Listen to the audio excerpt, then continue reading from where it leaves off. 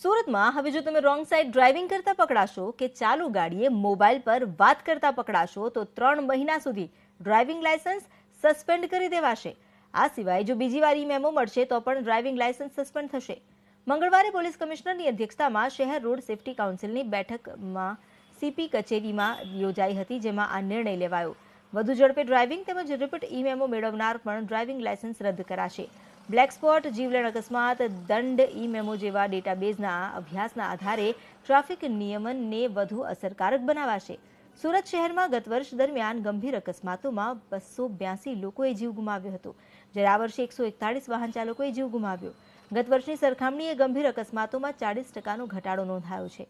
કોરોનાની મહામારીમાં અમલી થયેલા લોકડાઉનમાં વાહન વ્યવહાર ન હોવાથી અકસ્માતો અને ફેટલ એક્સિડન્ટનું પ્રમાણ ઓછું થયું છે।